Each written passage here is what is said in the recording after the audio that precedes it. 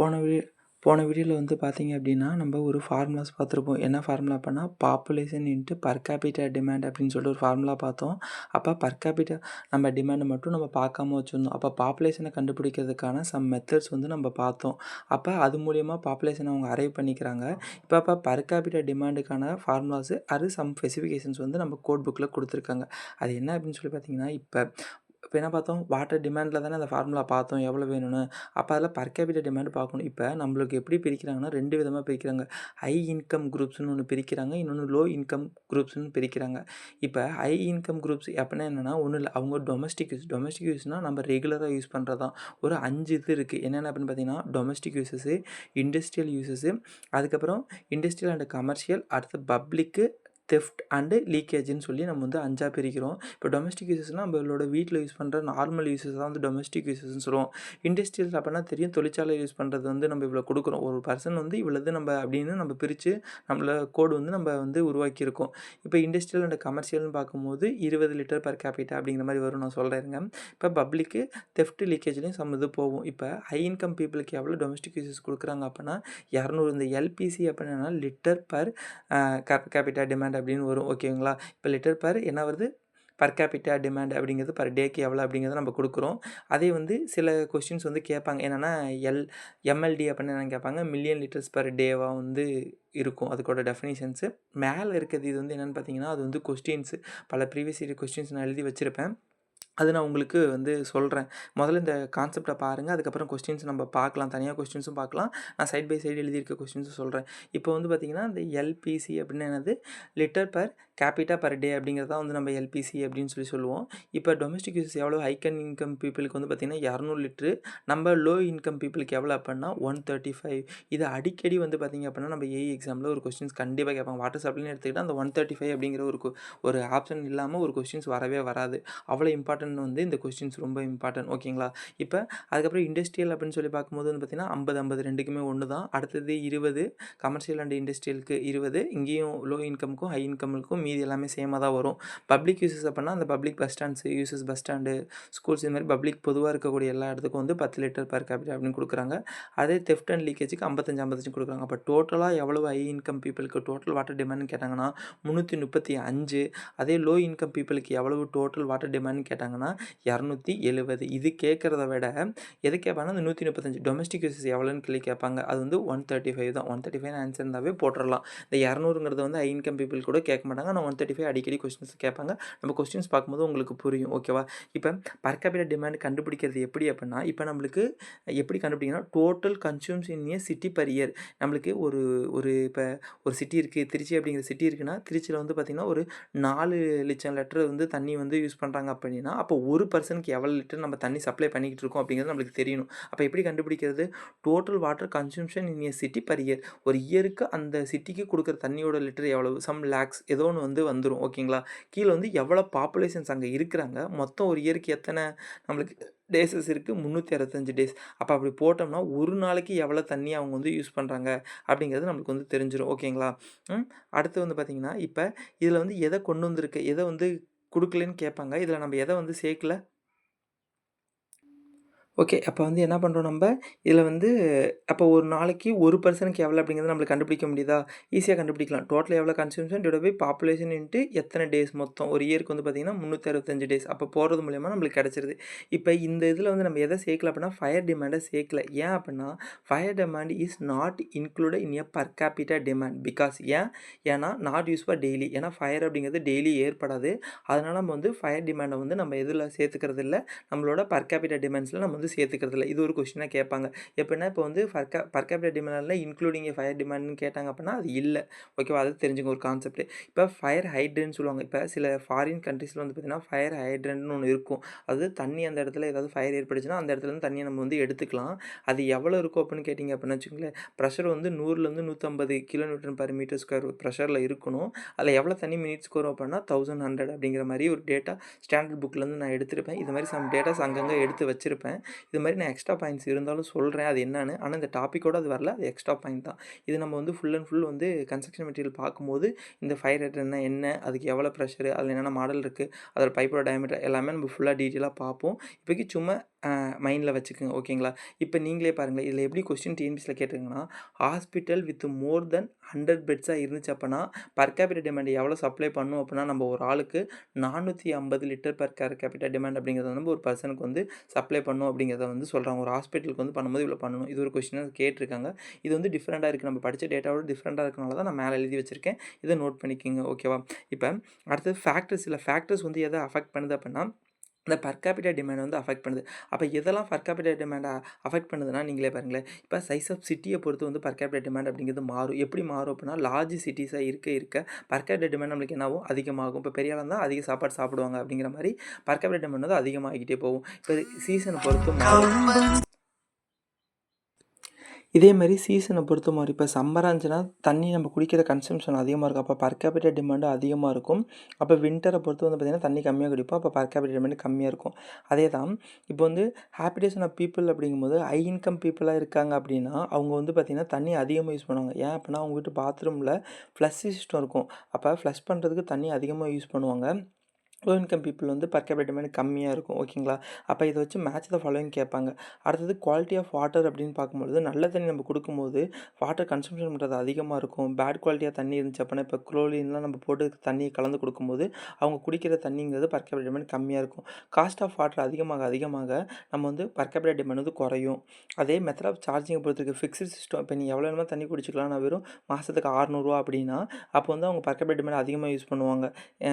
குளிக்கிறது கூட நல்ல தண்ணியில் வந்து குளிப்பாங்க. அப்போ வந்து அது மாதிரி பண்ணுவாங்க. அதுவே வந்து மீட்டர் சிஸ்டம்னு பார்த்தீங்கன்னா அப்போ வந்து எவ்வளோ நம்ம பிடிக்கிறோமோ அதுக்கு மட்டும் அமௌண்ட் பே பண்ணால் போதும். அப்போ வந்து பர் கேபிட்டல் டிமாண்ட் குறையும். இப்படிலாம் வந்து ஃபேக்டர் அஃபெக்ட் பண்ணுது நம்மள. Pressure in A distribution system. இப்போ தண்ணி வேகமாக ப்ரெஷராக வந்துச்சுன்னா அதிக தண்ணி வந்து வேஸ்ட் ஆகும். அப்போ வந்து பர் கேபிட்டல் டிமாண்டும் நம்மளுக்கு வந்து இன்க்ரீஸ் ஆகும். System of supply. இப்போ கண்டினியூஸாக தண்ணியை நம்ம கொடுத்துக்கிட்டே இருக்கிறோம் அப்படின்னா அது என்ன ஆகும், நம்மளுக்கு நிறைய தண்ணி வேஸ்ட்டாக போக வாய்ப்பு இருக்குது. அது இன்டர்மீடியட் தண்ணி காலைல 8 மணிக்கு தான் வரும் அப்படின்னா தண்ணியை வந்து பார்த்து செலவு பண்ணுவாங்க. அப்போ பர் கேபிட்டல் டிமாண்ட் வந்து குறையும் ஓகேவா. இதெல்லாம் என்ன அப்படின்னு சொல்லி பார்த்தீங்கன்னா factor affecting per capital demands. இது கேட்பாங்க. எந்த ஃபேக்டர் வந்து ஆப்போசிட்டாக இருக்கும் அப்படிங்கிறத நம்ம தெரிஞ்சு வச்சுக்கணும். ஏன் அப்படின்னா சிலது வந்து சிட்டி ஆஃப் சைஸ் வந்து இன்க்ரீஸ் ஆக பர் கேபிட்டல் டிமாண்ட் இன்க்ரீஸ் ஆகுது. இது மாதிரி வந்து கேட்பாங்க இதில் ஓகேங்களா. ஆனால் இதை ஞாபகம் வச்சுக்கோங்க. இப்போ அடுத்து சில டேர்ம்ஸ் இருக்குது. இதெல்லாம் வந்து ஒரு டேர்ம்ஸு. இந்த டேர்ம்ஸ் வந்து சும்மா பார்த்துங்க. மேலே இருக்கிற கொஸ்டின்ஸ் அதை நான் எக்ஸ்பிளைன் பண்ணுறேன். இப்போ பாருங்களேன், இப்போ வேரியேஷன் ஆஃப் டேர்ம்ஸ் வந்து இருக்குது. இப்போ variation in A water demand அப்படின்னு சொல்லி பார்க்கும்பொழுது ஃபஸ்ட்டு இந்த க்யூங்கிற லெட்டருக்கான டெஃபினேஷன் பாருங்கள். க்யூங்கிறது என்ன அப்படின்னா annual average per capital demand ஓகேவா. அப்போ இந்த க்யூவை வச்சு சில கொஸ்டின்ஸ் வந்து கேட்பாங்க. எப்படின்னா இப்போ 2 விதமாக இருக்குது. ஒரு நாளைக்கு நீ வந்து தண்ணி குடிக்கிற அப்படின்னா ஒரு நாளைக்கு ஒரு பர்சன் 5 லிட்டர் தண்ணி குடிக்கிறாங்க அப்படின்னா அந்த 5 லிட்டர் தண்ணியை அவன் காலையில் எந்திரிச்சோன்னே குளிக்க போகிறதில்ல. அப்போ அவன் வந்து சம் டைமில் இப்போ மத்தியானத்தில் உனக்கு அதிகமாக தேவைப்படுறதுனால நீ அதிகமாக அந்த இடத்துல கன்சியூம் பண்ணியிருக்கலாம். காலைல சாப்பிடும்போது கன்சியூம் பண்ணுவேன், நைட்டு சாப்பிடும்போது கன்சியூம் பண்ணுவேன், மீதி நேரத்தில் கம்மியாக தான் வந்து கன்சியூம் பண்ணுவேன். அதே தான் இப்போ இது எக்ஸாம்பிள் எப்படின்னா உனக்கு ஒரு 5 லிட்டர் தண்ணி கொடுக்குறாங்கன்னா நீ 5 லிட்டர் தண்ணியை வந்து ஒரே நேரத்தில் யூஸ் பண்ண போகிறதில்ல. காலையில் குளிக்கும் போது உனக்கு அதிகமாக தண்ணி யூஸ் ஆகும். அப்போ சம் ஹவரில் தண்ணி அதிகமாக தேவைப்படும். ஆனால் உனக்கு ஒரு நாளைக்கு 30 லிட்டர் தண்ணினா 30 லிட்டர் தண்ணி தான். ஆனால் அது வந்து சம் கன்சியூம் எப்போ அப்படின்னா காலை டைமில் நீ ஆஃபீஸ் கிளம்பும்போது மக்கள் தண்ணி அதிகமாக யூஸ் பண்ணுவாங்க. அதுதான் அதுக்கு தகுந்த மாதிரி நம்ம வந்து டிசைன் பண்ணோம். அதுக்காக இது கொடுத்துருப்பாங்க. பாருங்கள் மேக்ஸிமம் டெய்லி டிமாண்ட் எவ்வளோன்னு கேட்பாங்க. இது வந்து 1.8 Q. இதை ஞாபகம் வச்சுக்கோங்க. இதில் எதுலேருந்து இதை கொண்டு வந்திருப்பாங்கன்னா ஒரு குட்ரிச் ஃபார்முலா அப்படின்னு சொல்லி ஒரு ஃபார்முலா இருக்குது. அந்த ஃபார்முலாவிலேருந்து இவங்க டெரிவ் பண்ணி வந்து கொண்டு வந்திருப்பாங்க. அப்போ மேக்ஸிமம் டெய்லி டிமாண்ட் அப்படின்னு கேட்டாங்கன்னா 1.8 Q ஓகேவா. அதுவே மேக்ஸிமம் ஹவர்லி அண்ட் மேக்ஸிமம் டே அந்த மேக்ஸிமமாக யூஸ் பண்ணக்கூடிய டேயில் ஒரு மேக்ஸிமம் ஹவர்லி இருக்கும். எப்படின்னா அந்த பீக் டைம்னு சொல்லுவாங்களே அந்த டைம். அப்போ அதை என்ன பண்ணுறாங்கன்னா ஒரு ஹவர்லி வேரியேஷன் ஃபேக்டராக மல்டிப்ளை பண்ணுறாங்க. ஹவர்லி வேரியேஷன் ஃபேக்டர் அப்படிங்கிறது என்ன அப்படின்னா 1.5. அப்போ அதால் 1.8 மல்டிப்ளை பண்ணும்போது நம்மளுக்கு கிடைக்கிறது 2.7 Q அப்படிங்கிறது கிடைக்கும். அப்போ maximum hourly demand on maximum டேன்னு கேட்டாங்கன்னா 2.7. அதே மேக்ஸிமம் டெய்லி டிமாண்ட் அப்படின்னு கேட்டாங்கன்னா 1.8 Q. இதை ஞாபகம் வச்சுக்கோங்க. இது உங்களுக்கு இப்போ இது கான்செப்ட் சிங்க் ஆகாமல் இருக்கலாம். ஆனால் இது வந்து ரொம்ப இம்பார்ட்டண்டான ஒரு ஃபேக்டர். இதை வச்சு தான் பின்னாடி நம்ம எல்லாமே ஃபியூச்சர்ஸ் டிசைன் பண்ணுவோம் ஓகேங்களா. இப்போ என்னென்னா நீ குடிக்கிற ஆனுவல் பர் கேபிட்டல் டிமாண்ட் வந்து Qன்னு வச்சுக்கிட்டோம். Annual average per capital demand Qன்னு வச்சுக்கிட்டோம். அப்போ 1.8 டைம்ஸ் மேக்ஸிமம் உனக்கு ஒரு ஆளுக்கு வந்து கொடுத்துருக்கணும் மேக்ஸிமம் டெய்லி டிமாண்டுக்கு. அதே ஹவர்லி டிமாண்ட் அப்படின்னு சப்ளை பண்ணும்போது 2.7 அப்படிங்கிறத நம்ம வந்து பண்ணியிருப்போம். அதில் யூஸ் பண்ணக்கூடிய ஃபேக்டர்ஸ் என்னது த ஹவர்லி வேரியேஷன் ஃபேக்டர் அப்படிங்கிறது 1.5 ஓகேவா. இப்போ இது எல்லாமே ரொம்ப இம்பார்ட்டன்ஸ். இது அடிக்கடி கேட்பாங்க. இந்த 1.5 ஃபேக்டர்ஸ் கேட்பாங்க. இது நமக்கு குழம்பிரும். மேக்ஸிமம் ஹவர்லி வேரியேஷன் ஃபேக்டர் அப்பன்னா 1.5 அதுவே மேக்ஸிமம் ஹவர்லி டிமாண்ட் எவ்வளவு 2.7 ரெண்டுமே ஆப்ஷனில் கொடுத்துருப்பாங்க. நம்ம குழம்பி போட்டுறக்கூடாது. ஓகேங்களா? இப்போ இது வந்து அந்தளவுக்கு இம்பார்ட்டன்ஸ் கிடையாது. பட் ஆனால் ஓரளவுக்கு தெரிஞ்சுக்குங்க. இப்போ டேமை நம்ம சொன்னோமா, டேம் எவ்வளோ வந்து டிசைன் பீரியடாக வச்சோம் 50 வருஷம், இன்டாக் ஸ்ட்ரக்சர்னா 30 வருஷம், மெயின் அதாவது பைப் லைன்ஸ் அப்படிங்கிறது எவ்வளோ வச்சோம் 30 வருஷம் வச்சோம். எதுவுமே கொடுக்கல அப்படின்னா 30 வருஷம் ஆவரேஜ்னாலும். ட்ரீட்மெண்ட் பிளான்ட் எவ்வளவு 15 வருஷம், பம்ப் அப்பன்னா 15 வருஷம், சர்வீஸ் ரிசர்வ்னாலும் 15 வருஷம், டிஸ்ட்ரிபியூஷன் சிஸ்டம் நெட்வொர்க் வந்து நம்ம எவ்வளோ கொடுத்தோம் 30 வருஷம் கொடுத்தோம். ஓகேங்களா? இது ஆல்ரெடி நம்ம பார்த்தது தான் டிசைன் பீரியடு. இப்போ இதுக்கு எவ்வளோ டிமாண்ட் கொடுக்கணும் அப்படின்னு கேட்பாங்க. ஒவ்வொன்றுக்கும் ஒவ்வொரு மாதிரி டிசைன் பண்ணி டிமாண்ட் கொடுத்துருக்கணும். அது டிமாண்டை அது வந்து டிசைன் பண்ணியிருக்கணும். இப்போ டேம் அப்படின்னா ஒரு ஒரு ஆளுக்கு 1.8 அப்போ அந்த ஊரில் வந்து ஒரு 5000 பேர் இருக்காங்கன்னா 5000 × 1.8 எவ்வளோ தண்ணி குடிக்கிறாங்க அப்படிங்கிற மாதிரி டிசைன் பண்ணால் போதுமானது. ஏன்னா அந்தளவுக்கு டேம் வந்து டிசைன் பண்ணால் போதும். அதுவே இன்டெக் ஸ்ட்ரக்சரையும் வந்து 1.8 கியூக்கு பண்ணால் போதும். மேக்ஸிமம் டெய்லி டிமாண்டையும் 1.8 கியூ பண்ணும். ஆனால் ட்ரீட்மெண்ட் பிளான்ட் அப்படிங்கிறத நம்ம என்ன பண்ணுவோம் எக்ஸஸாக பண்ணி வச்சுருக்கனால 2 கியூக்கு பண்ணிக்கிறோம். ஓகேங்களா? பம்ப் அப்படிங்கிறது 2 கியூக்கு வந்து நம்ம வந்து டிசைன் பண்ணியிருக்கணும். இதான் வந்து டிமாண்டாக கேட்பாங்க. இப்போ சர்வீஸ் ரிசர்வர் வந்து பார்த்தா அப்படின்னா டோட்டல் டிமாண்ட் இது ரொம்ப முக்கியமானது. இந்த வேர்டு அப்படிங்கிற டோட்டல் டிமாண்டுங்கிறது ஏன்னு நான் சொல்கிறேன். டோட்டல் டிமாண்ட்னா என்னென்னு கேட்பாங்க. ஓகேங்களா? அடுத்தது அதை வச்சு தான் ஃபர்தராக மூவ் பண்ணுவோம். இப்போ வாட்டர் டிஸ்ட்ரிபியூஷன் நெட்வொர்க்கையும் நம்ம எதுக்கு தான் டிசைன் பண்ணுறோம் டோட்டல் டிமாண்ட். இப்போ நம்மளுக்கு 1.8 கியூனாலும் தெரியுது 2 கியூனா கூட நம்மளால் புரிஞ்சுக்க முடியாது. ஆனால் டோட்டல் டிமாண்ட் அப்படிங்கிறது என்ன? அப்போ டோட்டல் டிமாண்ட் அப்படின்னா என்னங்கிறத முதல்ல பார்க்கணும். ஓகேங்களா? அதுக்கு முன்னாடி நம்ம ஒரு கொஸ்டின்ஸ் மேலே விட்டோம். ஞாபகம் இருக்கான்னு பாருங்கள். இது உங்களுக்கு புரியும். Water main should be design for days average daily water ரெக்குவயர்மெண்ட்னு கேட்பாங்க. இது 180%. அதாவது ஒன்றில் 1.8 கியூ தான். அதை நம்ம பர்சன்டேஜாக மாற்றும் பொழுது 180 அப்படிங்கிறது மாறிக்குது. ஓகேங்களா? இதை தான் நான் சொன்னேன். இது மாதிரி கொஸ்டின்ஸ் வந்து கேட்பாங்கன்னு. ஓகேங்களா? இப்போ இதிலே பாருங்களேன். இப்போ இதில் ஒரு கொஸ்டின்ஸ் இருக்குது. இப்போ இந்த distribution mains or design distribution சிஸ்டம்னா எது நம்ம வீட்டுக்கு தண்ணி வரக்கூடிய பைப் லைனு அது எதுக்கு டிசைன் பண்ணணும்னு சொல்கிறாங்கன்னா மேக்ஸிமம் ஹவர்லி டிமாண்ட் ஆனிய மேக்ஸிமம் டேக்கு அதாவது 2.7 கியூன்னு ஒன்று பார்த்தோம்ல அதுக்கு வந்து நம்ம பைப் லைன்ஸ் வந்து டிசைன் பண்ணியிருக்கணும். ஓகேங்களா? மறந்துடாதீங்க. நம்மளோட பைப் லைன் இது டிஸ்ட்ரிபியூஷன் மெயின்ஸ் எதுக்கு டிசைன் பண்ணியிருக்கணும் 2.7 கியூ அப்படிங்கிறதுக்கு வந்து நம்ம டிசைன் பண்ணியிருக்கணும். அது வந்து ஓகேங்களா? அதை வந்து எது சொல்லுவோம் மேக்ஸிமம் ஹவர்லி டிமாண்ட் ஆனிய மேக்ஸிமம் டே அப்படின்னு சொல்லுவோம். ஓகேங்களா? அடுத்தது இப்போ டோட்டல் டிமாண்ட் ஒரு வார்த்தை பார்த்தோமா அது என்ன நம்மளுக்கு தெரியலன்னு சொன்னோமா அப்போ டோட்டல் டிமாண்டுன்னு சொல்லலாம். இல்லை அப்படின்னா டோட்டல் டிராஃப்ட்னு சொல்லலாம். அப்போ டோட்டல் டிமாண்ட் ஆர் டோட்டல் டிராஃப்ட்னா என்ன அப்படின்னா maximum hourly demand or maximum daily demand plus fire demand. Okay, இந்த ஃபயர் டிமாண்ட் அதை பற்றி நம்ம என்னென்ன ஃபியூச்சர் இப்போ பார்ப்போம் பின்னாடி. இப்போ மேக்ஸிமம் ஹவர்லி டிமாண்ட் என்ன படித்தோம் 2.7 கியூ. ஓகேவா? அதுவே இந்த மேக்ஸிமம் டெய்லி டிமாண்ட் எவ்வளோ 1.8 கியூ. ஓகேவா? அப்போ இதில் மாற்றம் இல்லை. அப்போ இந்த ஃபயர் டிமாண்ட்னா என்ன அதை பற்றி என்னென்ன ஃபார்முலாஸ் இருக்குது அது எம்பரிக்கல் ஃபார்முலாஸ் அது என்னென்னங்கிறத பார்ப்போம். அப்போ இந்த மேக்ஸிமம் டெய்லி டிமாண்டையும் ஃபயர் டிமாண்டையும் சேர்த்தா என்னன்னு சொல்கிறாங்க கோஇன்சிடென்டல் டிராஃப்ட்னு சொல்கிறாங்க. இது கேட்பாங்க அடிக்கடி ஏஸில் கேட்பாங்க. கோஇன்சிடென்டல் டிராஃப்ட்னா என்னன்னு கேட்பாங்க. கோஇன்சிடென்டல் டிராஃப்ட்னா என்னது? அதாவது மேக்ஸிமம் டெய்லி டிமாண்டையும் ஃபயர் டிமாண்டையும் நம்ம ஆட் பண்ணோம் அப்படின்னா நம்மளுக்கு கிடைக்கிறது என்னது கோஇன்சிடென்டல் டிராஃப்ட் அப்படின்னு சொல்லுவாங்க. ஓகேவா? இப்போ டோட்டல் டிமாண்ட் என்னது டோட்டல் டிமாண்ட்னா maximum of hourly demand or coincidental டிராஃப்ட்னு சொல்லலாம். அப்போ கோஇன்சிடென்டல் டிராஃப்ட் என்னது கோஇன்சிடென்டல் டிராஃப்ட்னா maximum daily demand plus fire demand. இப்போ ஃபயர் டிமாண்ட்னா என்ன? ஃபயர் டிமாண்டுங்கிறது என்ன அப்படின்னா அது எல்லாமே எம்பரிக்கல் ஃபார்முலாஸ். ஒரு 4 ஃபார்முலா வந்து ஃபயர் டிமாண்டுக்கு வந்து அரைவ் பண்ணி வச்சுருக்காங்க. அது எல்லாமே எம்பரிக்கல் ஃபார்முலாஸ் தான். எம்பரிக்கல் ஃபார்முலானா என்ன அப்படின்னா அது வந்து எந்த டெரிவேஷன்ஸும் இருக்காது. இது இப்படி தான் அப்படிங்கிற ஒரு சொல்யூஷன் ஆன்சர் மட்டும் கொடுத்துருப்பாங்க. இதான் எம்பரிக்கல் ஃபார்முலாஸ். டெரிவேஷன் போட்டு கொண்டு வந்தால் அது ஃபார்முலா மூலிமா டெரிவேஷன் போட்டு கொண்டு வந்திருப்போம். எம்பரிக்கல்னால் இது இப்படி தான் அப்படிங்கிறத ஆத்தர்ஸ் வந்து சொல்லியிருப்பாங்க. இப்போ பாருங்களேன் 4 ஃபார்முலா இருக்குது. என்னென்னா குச்சிலிங் ஃபார்முலா ஃபயர் டிமாண்டுக்கு, இன்னொன்று Freeman formula, national board or under written ஃபார்முலான்னு சொல்லுவாங்க. அப்படி இல்லை அப்படின்னா அண்டர் ரிட்டன் ஃபார்முலா மட்டும் கூட சொல்லுவாங்க. அடுத்தது பஸ்டன் ஃபார்முலா அப்படின்னு சொல்லுவாங்க. அப்போ 4 ஃபார்முலாஸ் இருக்குது. அப்போ என்னென்ன பாருங்களேன் குச்சிலிங் ஃபார்முலா அப்படின்னா என்னென்னா கியூ நம்மளுக்கு எவ்வளோ டிஸ்சார்ஜுங்கிறது தான். கியூ = 3182 ரூட் பி அப்படின்னு சொல்லுவாங்க. எல்லாமே வந்து ரூட் பியில் தான் வரும். இந்த ஃபார்முலாவை நம்ம ஏஇ எக்ஸாமில் கேட்பாங்க. இந்த ஃபார்முலா கொடுத்து இது என்ன ஃபார்முலான்னு கேட்பாங்க. இல்லைனா குச்சிலிங் ஃபார்முலா என்னன்னு சொல்லிட்டு கீழே 4-5 ஃபார்முலா கலந்து கொடுத்துருவாங்க. அதில் எது குச்சிலிங் ஃபார்முலா அப்படிங்கிறத நம்ம ஏபிசியில் வந்து இருக்குது அப்படிங்கிறத நம்ம வந்து குறிக்க ஸ்டார்ட் பண்ணுற மாதிரி இருக்கும். அப்போ இந்த ஃபார்முலாவை சிங்கிளாக படிக்கிறது வந்து பார்த்திங்க அப்படின்னா மெமரி பண்ணிக்க முடியாது.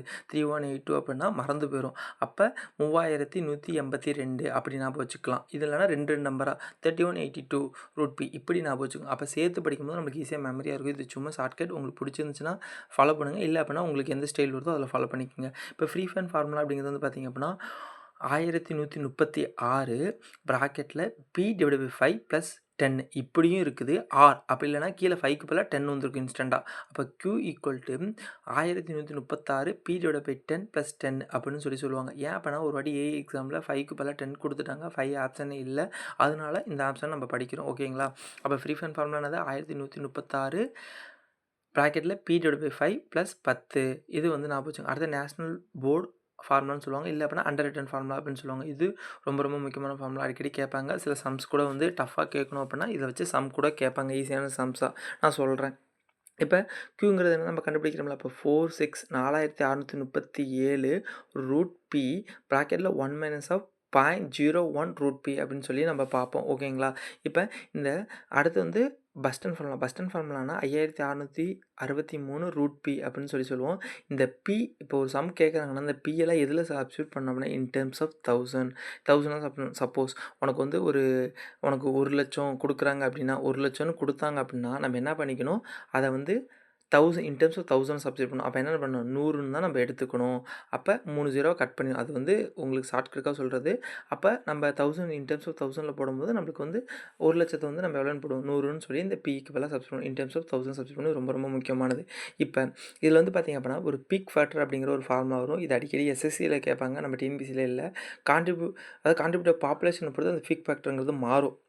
இந்த சப்ஜெக்ட்குள்ளே தான் வரும் இது. இப்போ அப் டு 50,000 வரைக்கும் தான் பாப்புலேஷன் இருக்காங்க. அப்போ நான் பீக் ஃபேக்டர் எவ்வளோ போட்டுக்கலாம், 3ன்னு போட்டுக்கலாம். அதே 50,000லேருந்து 2,00,000 வரைக்கும் இருந்துச்சுன்னா 2.5 அப்படிங்கிறத போட்டுக்கலாம் பீக் ஃபேக்டர். அதுவே 2,00,000க்கு மேலே போச்சு அப்படின்னா 2ன்னு சொல்லி பீக் ஃபேக்டர் போட்டுக்கலாம். இது வந்து சம் டேட்டாஸ் ஞாபகம் வச்சுங்க. வாட்டர் சப்ளை பொறுத்த வரைக்கும் சம் டேட்டாஸ் நிறையா வரும். இது எதுக்கு அப்படிங்கிறத நல்லா முடிஞ்ச அளவுக்கு நான் ரிலேட் பண்ணி சொல்கிறேன். இல்லாததுக்கு அந்தந்த கொஸ்டின் பாருங்கள். கொஸ்டின்ஸ் பார்க்கும்போது நம்மளுக்கு இன்னும் நல்லா கிளாரிட்டியாக புரியும். எதுக்கு இதெல்லாம் இவர் சொன்னார் அப்படிங்கிறது உங்களுக்கு புரியும். ஓகேங்களா? இது ஒரு சம். இந்த அளவுக்கு சம் கேட்குறதில்ல. முன்ன எஸ்எஸ்சி வந்து ரிட்டன் பேப்பர் இருந்துச்சு. இப்போ எல்லாமே அப்ஜெக்டிவ் தான். அப்போ அந்த பேட்டர்னுக்காக இது எழுதுனது. இது அந்தளவுக்கு தேவையில்லை இந்த கொஸ்டின்ஸ். இது விட்டுருங்க. உங்களுக்கு நான் வந்து கொஸ்டின்ஸாகவே ஃபுல் அண்ட் ஃபுல் கொஸ்டின்ஸாகவே நான் நடத்துகிறேன். நம்பர் ஆஃப் கொஸ்டின்ஸ் பார்க்கும்போது உங்களுக்கு இந்த சப்ஜெக்ட்டில் நல்ல கிளாரிட்டி கிடைக்கும். இது அந்தளவுக்கு தேவையில்லை. நான் உங்களுக்கு கண்டிப்பாக எதையும் மிஸ் பண்ண மாட்டேன். கண்டிப்பாக நடத்திடுறேன். இது ஓகே. இது வேணாம். இப்போ பார்த்தீங்க அப்படின்னா நான் சொன்னேன்ல குட்ரிச் ஃபார்முலா அப்படிங்கிறது ஒரு ஃபார்முலாக்கு அந்த ஃபார்முலா தான் 1.8 அப்படிங்கிறது நம்மளுக்கு கிடச்சிச்சு அப்படின்னு சொன்னல. அது இந்த ஃபார்முலா தான். அப்போ பர்சன்டேஜ் ஆஃப் பாப்புலேஷன்ஸுங்கும்போது என்னென்னா குட்ரிச் ஃபார்முலாஸ் கேட்பாங்க. இது ஹைட்ராலஜியில் இந்த ஃபார்முலாஸை நம்ம பார்ப்போம். ஓகேங்களா? அப்போ இந்த கீ சும்மா பாருங்கள். பர்சன்டேஜ் பாப்புலேஷன் கண்டுபிடிக்க என்ன ஃபார்முலா 180 T மேலே வந்து பவரில் -0.1. ஓகேங்களா? மறந்துடாதீங்க. அது -0.1. ஓகேங்களா? இப்போ இதை வச்சு பர் இயருக்கு கண்டுபிடிக்கும் போது எவ்வளோ வருதுன்னு பாருங்களேன். பர் இயராக இருந்துச்சு அப்படின்னா 365 டேஸ். அப்போ அதில் டீக்கு பதிலாக 365 டேஸை சப்ஸ்டியூட் பண்ணும்பொழுது நம்மளுக்கு ஆன்சர் என்ன கிடைக்குன்னா இது பர்சன்டேஜில் கிடைக்கிது 99.78% கிடைக்கிது. அதுவே மந்த்னா 30 டேஸ். அப்போ 30 டேஸ் சப்ஸ்டியூட் பண்ணும்போது 128% கிடைக்கிது. வீக்லின்னு சப்ஸ்டியூட் பண்ணும்போது நம்மளுக்கு 148% கிடைக்கிது. ஓகேங்களா? டெய்லியும் சப்ஸ்டியூட் பண்ணும்போது எவ்வளோ கிடைக்குது 180% கிடைக்குது. இது எல்லாமே பர்சன்டேஜில் இருக்குது. இப்போ புரியுதுங்களா? எப்படி வந்து 1.8 Qன்னு நம்மளுக்கு வந்துச்சு. அப்போ டெய்லின்னு கேட்கும்போது நம்மளுக்கு எவ்வளவு இதை நம்ம பர்சன்டேஜ் எடுக்கும்போது 1.8 மாறிடுது. அப்போ வீக்லின்னு கேட்டாங்கன்னா 1.4ன்னு வரும். ஓகேங்களா? அதுவே மந்த்லின்னு கேட்டாங்கன்னா 1.2ன்னு வரும். அதுவே இயர்லின்னு கேட்டாங்கன்னா 9 பாயிண்ட் சம்திங்னு வரும். அப்போ இதுலேருந்து நம்மளுக்கு என்ன 0.9 வரும். அப்போ இதில் வந்து நம்மளுக்கு என்ன தெரியுதுன்னா டேஸ் அதிகமாக அந்த இது கம்மியாக வருது. அந்த ஃபேக்ட்ரு 1.8ங்கிறது 1.4 மாறுது, 1.2 மாறுது, அடுத்து 0.9 மாறுது. இது ஞாபகம் வச்சுக்கோங்க. ஏன்னா இந்த குட்ரிச் ஃபார்முலா அப்படிங்கிறது வந்து ஹைட்ராலஜிலையும் படிப்போம். அப்போ ஃபுல் டீட்டெயிலாக அந்த ஃபார்முலா பற்றி சொல்கிறேன். இப்போக்கி இதை ஞாபகம் வச்சுக்கோங்க. இப்படி ஒரு ஃபார்முலா இருக்குது. இந்த ஃபார்முலாவிலேருந்து அந்த 1.8 Q அப்படிங்கிறது வந்துச்சு அப்படிங்கிறத தெரிஞ்சுக்குங்க. ஓகே. இப்போ நம்மளுக்கு அந்த ஃபார்முலா என்ன பார்த்தோம், எவ்வளோ பாப்புலேஷனு, எவ்வளோ வந்து பர் கேபிட்டா டிமாண்ட் இது 2மே நம்மளுக்கு கிடச்சிருச்சு. இப்போ இது வந்து முடிஞ்சிருச்சு. அந்த ஃபார்முலாவை ஃபுல்ஃபில் பண்ணிட்டோம். இப்போ அடுத்து வந்து பார்த்திங்கன்னா பேசிக் டேர்ம்ஸ் தான் பார்க்க போகிறோம். இதெல்லாம் டேர்ம்ஸ் தான். இந்த டேர்ம்ஸ்லாம் கதையாக கேட்டுங்க. இதுலேருந்து கொஸ்டின்ஸ் வரப்போகிறது இல்லை. அந்த 1.8 இதில் கொஸ்டின்ஸ்னு இப்போ நம்ம பார்த்ததில் எது கொஸ்டினாக வரும்னா அந்த 1.8, 2.7, 1.5ங்கிற ஃபேக்டர்ஸு இது மட்டும் தான் கொஸ்டின்ஸாக வரும். வேறு எதுவுமே பெருசாலாம் வராது. ஓகேவா?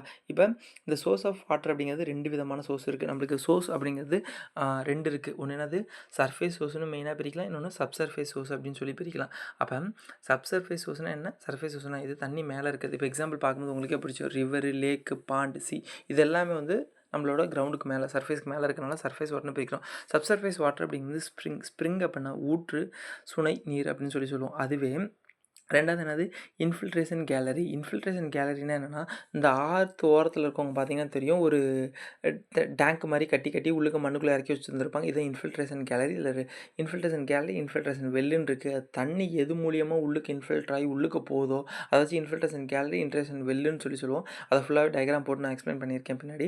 இப்ப வெல் அப்படின்னு பார்த்தீங்கன்னா 2 விதமா இருக்கு. Open well and tube well. Tube வெல்னா தெரியும். போரு. ஓப்பன் வெல் அப்படின்னா கிணறு. ஓகேவா? இப்ப இது மூலியமா சப்சர்ஃபேஸ் ஹவுஸ் பார்த்தாச்சு. இப்ப இதில் இருக்கக்கூடிய ஒவ்வொன்றையும் டீட்டெயிலாக பார்ப்போம். ஸ்ப்ரிங்கில் மொத்தம் 3 விதமான ஸ்ப்ரிங் இருக்குது.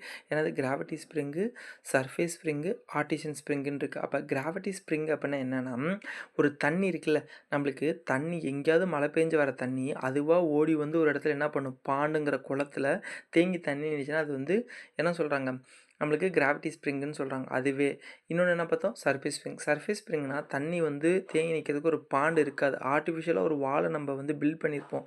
இது மூலிமா தண்ணி வந்து தேங்கி நின்றுச்சுன்னா இதை சர்ஃபேஸ் ஸ்ப்ரிங் அப்படின்னு சொல்லுவோம். அதுவே ஆர்டிஷியன் ஸ்ப்ரிங் அப்படின்னா மேலே ஒரு அன்கன்ஃபைன் லேயரு, கீழே ஒரு அன்கன்ஃபைன் லேயர் இருக்கும். கன்ஃபைன் லேயர்னா என்ன, அன்கன்ஃபைன் லேயர்னா என்ன? அன்கன்ஃபைன் லேயர்னா தண்ணி உட்புகாத அப்படின்னு சொல்லுவாங்க. அப்போ கீழே தண்ணி இன்ஃபில்ட்ரு ஆகி போக முடியாது. ஒரு ராக் பெட்டு வந்து கீழேயும் மேலேயும் இருக்குது. நடுவில் வாட்ரு வந்து ப்ரெஷராக இருக்குது. இது எல்லாத்தையும் ஹைட்ராலஜியில் டீட்டெயிலாக நடத்துகிறேன். இப்போ தண்ணி ப்ரெஷராக நிற்கும்போது போர் போட்டால் நம்மளுக்கு தண்ணி வந்து மேலே வரதுக்கான ரீசன் இதுதான். இப்படி இருந்துச்சு அப்படின்னா இது வந்து ஆர்டிஷியன் ஸ்ப்ரிங் அப்படின்னு சொல்கிறோம். சும்மா இந்த டேர்ம்ஸ்னால் என்னென்னங்கிறத மட்டும் பாருங்கள். இதுலேருந்து கொஸ்டின்ஸ் பெருசாக இது வரைக்கும் கேட்டதில்லை, கேட்கவும் மாட்டாங்க. அடுத்து வந்து பார்த்திங்கன்னா, இப்போ infiltration gallery and infiltration well நான் சொன்னல, இன்ஃபில்ட்ரேஷன் கேலரிக்கும் இன்ஃபில்ட்ரேஷன் வெல்லுக்கு என்ன டிஃப்ரென்ஸுங்கிறத வேணுமா கேட்பாங்க. இது வந்து ஹரிசாண்டலாக வாட்ரு உள்ளுக்கு இன்ஃபில்ட்ரு ஆகி உள்ளுக்கு போச்சுன்னா அது இன்ஃபில்ட்ரேஷன் கேலரி. இன்ஃபில்ட்ரேஷன் வெல் அப்படின்னா தண்ணி வந்து வெர்டிக்கல் ஓப்பனிங் மூலியமாக அடியிலேருந்து தண்ணி மேலே அந்த வெல்லுக்கு போச்சு அப்படின்னா அது இன்ஃபில்ட்ரேஷன் வெல் அப்படின்னு சொல்லுவாங்க. இதெல்லாம் அந்த டேர்ம்ஸ் தான். இதுக்கான டிஃப்ரென்ஸ் மட்டும் ஒரு வாட்டி எய்ஸில் கேட்டிருக்காங்க. அடுத்தது ஜாக் வெல் அப்படின்னு சொல்லுவாங்க. ஜாக் வெல்னா நம்பர் ஆஃப் இன்ஃபில்ட்ரேஷன் வெல்லேருந்து தண்ணியை கலெக்ட் பண்ணி ஒரு ஜாக் வெல்ல சேமித்து வச்சுக்குவாங்க. அது மூலியமாக நம்மளுக்கு வேணுங்கிற ஊருக்கு தண்ணியை வந்து நம்மளுக்கு சப்ளை பண்ணி அனுப்புவாங்க. இப்போ ஜாக் வெல் அப்படின்னா என்னது, it is a number of infiltration wells or gallery total water collected to the jack wells. புரியுதா? நம்ம நம்பர் ஆஃப் அந்த இன்ஃபில்ட்ரேஷன் கேலரிலையும் இன்ஃபில்ட்ரேஷன் வெல்லேருந்தும் தண்ணியை சேமித்து ஒரு இடத்துல வைக்கிறது பேர் தான் ஜாக் வெல் அப்படின்னு சொல்கிறாங்க. ஓகேவா? இப்போ ஒரு பியூரஸ்ட் வாட்டர் என்ன கலர்னு கேட்டாங்க அப்படின்னா அதுக்கு நோ கலர். நம்ம தண்ணிக்கு கலர் இருக்கான்னு கேட்டால் இல்லை. இது ஒரு ஏஐ கொஸ்டினாக கேட்டிருக்காங்க. அப்போ நம்மளுக்கு வாட்டருக்கு என்ன கலர் அப்படின்னு சொல்லி பார்த்தீங்க அப்படின்னா நோ கலர். இது வந்து ரொம்ப ரொம்ப முக்கியமான ஒரு கொஸ்டின். இது கேட்டிருக்காங்க. இது வந்து பார்த்திங்கன்னா ஜெயராம் ரெட்டியில் இந்த கொஸ்டின்ஸ் இருக்கும். ஓகேங்களா? நான் எல்லா ஆத்தர் புக்கையுமே நடத்துகிறேன். ஜெயராம் ரெட்டி, குத்தன் குத்தா எல்லா புக்குமே நான் நடத்துகிறேன். ப்ரீவியஸ் இயர் கொஸ்டின்ஸுமே உங்களுக்கு நடத்துகிறேன். வாட்டர் சப்ளைனா வாட்டர் சப்ளை சம்மந்தப்பட்ட எல்லா கொஸ்டின்ஸும் உங்களுக்கு தரவாக முடிச்சிடலாம். ஓகேங்களா? இப்போ வந்து பார்த்திங்கன்னா கேரக்டரிஸ்டிக்ஸ் ஆஃப் வாட்டர். இப்போ நம்மளுக்கு ஒரு கேரக்டரிஸ்டிக் இருக்க மாதிரி வாட்டருக்கும் ஒரு கேரக்டரிஸ்டிக்ஸ் இருக்குது. அதை பற்றி என்னென்னு பார்ப்போம். இது எல்லாமே கொஸ்டின்ஸ் கிடையாது, சும்மா பேசிக் நாலேஜ். இதெல்லாம் தெரிஞ்சால் தான் ஃபர்தராக பார்க்க முடியும். இப்போ பியூர் வாட்டருங்கிறது என்னென்னா H2O மட்டும் தான் இருக்கும். பியூர் வாட்டருக்கு என்ன கிடையாது, நோ கலர் கிடையாது. பியூர் வாட்டர் குடிக்கலாமான்னு கேட்டால் குடிக்கக்கூடாது. போர்ட்டபிள் வாட்டர் நம்ம குடிக்கிறது என்னது, போர்ட்டபிள் வாட்டரு. அதான் ட்ரிங்கிங் வாட்டர்னு சொல்லுவாங்க. அப்போ போர்ட்டபிள் வாட்டர் தான் நம்ம என்ன பண்ணுறோம், ட்ரிங்கிங் வாட்டர்னு சொல்கிறோம். ஹோல்சம் வாட்டர் அப்படின்னா என்னென்னா இது ஒரு ட்ரிங்கிங் வாட்டர் தான், பட் ஆஸ்திக்கலி நாட் குட். பார்க்குறதுக்கு வந்து எப்படி இருக்காது, நல்ல தண்ணி மாதிரி இருக்காது. ஆனால் இது வந்து குடிக்கிற தண்ணி. இது பேர் ஹோல்சம் வாட்டர். போர்ட்டபிள் வாட்டர்னால் பார்க்க நல்லாயிருக்கும், ஆனால் அந்த தண்ணியை குடிக்க முடியாது. லுக் குட் பட் ஆனால் heavy odour, not good for drinking. அது தண்ணியை குடிக்க முடியாது, ஆனால் பார்க்க நல்லாயிருக்கும். சாக்கடை தண்ணி பார்த்திங்கன்னா மேலே தெளிஞ்சு நல்ல தண்ணி மாதிரி இருக்கும், ஆனால் அதை குடிக்க முடியாது. அது மாதிரி இருக்க தான் போர்ட்டபிள் வாட்டர்னு சொல்லுவாங்க. பொல்யூட்டன் வாட்டர், இதுக்கான டெஃபினிஷன் கேட்பாங்க. ஒரு வாட்டரை எப்போ நம்ம பொல்யூட்டட் வாட்டர்னு சொல்கிறோம்னா ப்ரெசன்ஸ் ஆஃப் அன்டிசரபிள் சஸ்பென்ஸ். ஒரு தேவையற்ற பொருள் அந்த இடத்துல இருக்கும் போது அது வந்து என்னென்னு சொல்கிறோம், பொல்யூட்டட் வாட்டர்னு சொல்லுவோம். ஏர் பொல்யூஷன் அது தேவையற்ற, நம்மளுக்கு தேவையில்லாத ஒரு பொருள் அந்த இடத்துல ப்ரெசென்ட் ஆகிறதுனால அது பொல்யூட்டட் வாட்டர் அப்படின்னு சொல்கிறோம். கண்டாமினேட் வாட்டர் அப்படின்னா என்ன அப்படின்னா அதில் பேத்தஜோனிக்ஸ் வந்து ப்ரெசென்ட் இருக்கும். ப்ரெசன்ஸ் ஆஃப் பேத்தஜோனிக்ஸ் இருக்கிறனால நம்ம அதை என்னன்னு சொல்கிறோம்னா கண்டாமினேட் வாட்டர் அப்படின்னு சொல்கிறோம். ஓகேங்களா? எப்போதுமே நம்ம என்ன பண்ணுறது, பியூர் வாட்டர் வந்து நாட் குட் ஃபார் ஹெல்த். ஏன்னா சம் மினரல்ஸ் வந்து வாட்டரில் இருக்கணும். இது வந்து சொல்லியிருப்பாங்க. ஓகேங்களா? இப்போ அடுத்து என்ன பார்க்குறோம் அப்படின்னா கேரக்டரிஸ்டிக்ஸ் ஆஃப் வாட்டர் தான். அதான் அதே பேஜ் தான் இங்கே ரிப்பீட் ஆகிருக்கு. ஓகேவா? இப்போ இதில் இது வரைக்கும் தான் வந்து பார்த்திங்கன்னா ஒரு டாபிக் மாதிரி வரும். அடுத்து வந்து நம்ம பார்க்க போகிறது என்ன அப்படின்னா கேரக்டரிஸ்டிக்ஸ் தான் பார்ப்போம். கேரக்டரிஸ்டிக்ஸை பொறுத்த வரைக்கும் physical characteristic and chemical and பயாலஜிக்கல்னு சொல்லி ஒரு 3 கேரக்டரிஸ்டிக்ஸ் இருக்குது. இதுக்கான கோட் புக்கு. இது எதை வந்து ஃபிசிக்கல்னு சொல்கிறோம், கண்ணில் பார்க்கக்கூடிய வாட்டரோட கேரக்டரிஸ்டிக்ஸ் எல்லாம் ஃபிசிக்கலில் வரும். கெமிக்கல்னால் அதில் இருக்கக்கூடிய உள்ளுக்கு இருக்கக்கூடிய அந்த மினரல்ஸை வச்சு நம்ம கெமிக்கல்ஸ்னால் பிரிப்போம். பயாலஜி பயாலஜிக்கல் அப்படிங்கும்போது பேத்தோஜெனிக் சோர்ஸ் பிரிப்போம். இதில வந்து கொஸ்டின்ஸ் ஏரியா ரொம்ப அதிகமான வைடான கொஸ்டின்ஸ் வந்து ஏஇல கேட்கறது வாட்டர் சப்ளை அப்பன்னா இதுலேருந்து ஒரு கொஸ்டின்ஸ் வந்து கேட்பாங்க. முன்னாடி பார்த்ததுலேருந்து அந்த 1.8 இது மாரி இருக்கிறதெல்லாம் கொஸ்டின்ஸ் கேட்பாங்க. ஓகேங்களா? இத நம்ம நெக்ஸ்ட் வீடியோல பார்ப்போம். ஏன்னா இதெல்லாம் கன்டினியூஸா பார்ப்போம். இதுக்கப்புறம் வீடியோ வந்து நான் கம்மியா போட்டுட்ருக்கேன். இதுக்கப்புறம் நான் 1 ஹவர், 2 ஹவர் போடுறேன். உங்களுக்கு ஏதாவது சேஞ்ச் பண்ணணும் ஏதோ ஒண்ணு இருந்துச்சு அப்பன்னா கமெண்ட்ல சொல்லுங்க. கண்டிப்பா அத சேஞ்ச் பண்ணிக்கிறேன். இப்ப இதுவரைக்கும் பார்த்ததெல்லாம் சம்மரியா சொல்லுங்க. இதுவரைக்கும் நம்ம என்ன பார்த்தோம்? பெருசா இந்த கிளாஸ்ல நம்ம ஒண்ணும் பார்க்கல. என்ன பார்த்தோம் அப்பன்னா, அந்த பெர் கேபிட்டா டிமாண்ட்னா என்ன? அதுலேருந்து கண்டிப்பா ஒரு கொஸ்டின் வருங்க. அத ஞாபகம் வச்சுக்கங்க.